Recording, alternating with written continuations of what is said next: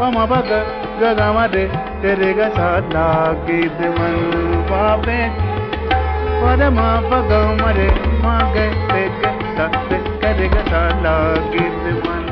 Hello and welcome to the Champions Trophy squad preview episode. इस episode में हम preview करेंगे बांग्लादेश की टीम को। बांग्लादेश की team has gone down the boil a little in the past few years, especially like 2015 से लेकर 2017-18 तक एक टाइम था जिसमें बांग्लादेश का I think was the golden white ball period. They made it to the Champions Trophy semi-final in 2017 और उन्होंने 2015 का वर्ल्ड कप भी उनका बड़ा मेमोरेबल था. They made it to the quarter finals and उसके बाद उन्होंने बीट किया था. बट उसके बाद से लेके अब तक I feel like Bangladesh have never been really able to step up as they should have done in the past few years. और उसकी वजह यही है कि उनका जो एज ग्रुप क्रिकेट है उसमें टैलेंट काफ़ी आया है, but they have not been able to sort of turn that talent into a generation of players who can do really well at big tournaments or who can do consistently well across all formats. पर अगर इस Bangladesh squad की बात करें तो उसकी जो bowling है वो काफ़ी इंटरेस्टिंग लग रही है. They have got some interesting pacers in it. They have got Tanzim Hasan Sakib, there is Hassan Mahmood, there is Nahid Rana, there is Shoriful Islam. These are all four good pacers. Then they have got Mustafizur Rahman as well to accompany them. So in terms of that, I feel like this Bangladesh squad has good fast bowlers, and then they have got Mehdi Hassan Meraz to complement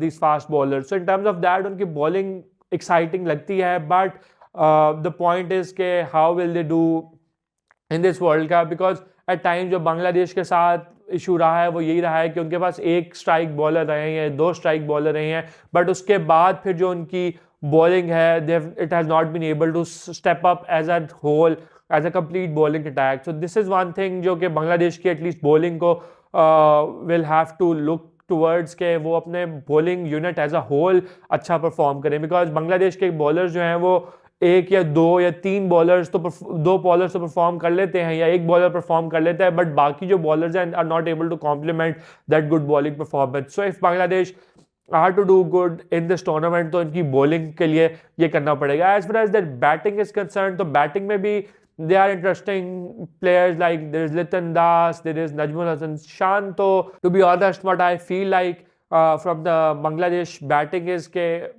it does not have that caliber के they can post very big totals. Of course like उसमें एक तो यह है कि उनके जो players का caliber है वो मेरे ख्याल से उतना अच्छा नहीं है जितना शायद कुछ साल पहले था. एंड ऑफ कोर्स जैसे मैंने कहा कि it's a team in transition. उनमें काफ़ी प्लेयर्स जो हैं उनके जो सीनियर प्लेयर्स हैं और जिस तरह तमीम इकबाल थे या मुशफिकुर रहीम थे, so they have moved on from some senior players like Shakibul Hasan, Tamim Iqbal. So उस वजह से वो थोड़ा एक गैप आया. Although they still have like experience players like Mushfiqur Rahim, Mahmudullah Riyad, but their batting to me looks week.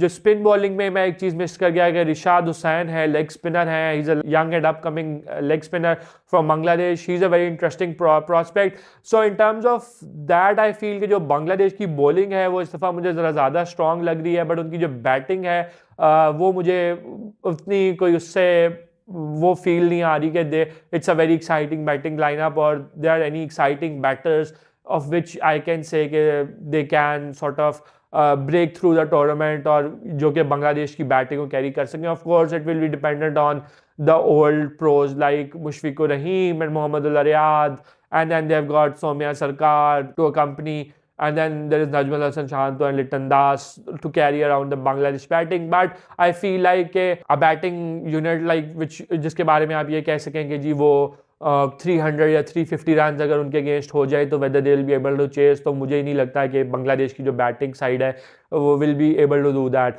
So it will be interesting to see how Bangladesh go about their business. और उनके जो गेम्स हैं स्पेशली पाकिस्तान और न्यूजीलैंड के against वो हैं भी पिंडी में, और पिंडी का सरफेस ऐसा ही है जो कि सीम कंडीशन को सूट करता है. और पाकिस्तान और न्यूजीलैंड के जो फास्ट बॉलिंग स्क्वाड्स हैं वो काफ़ी अच्छे हैं.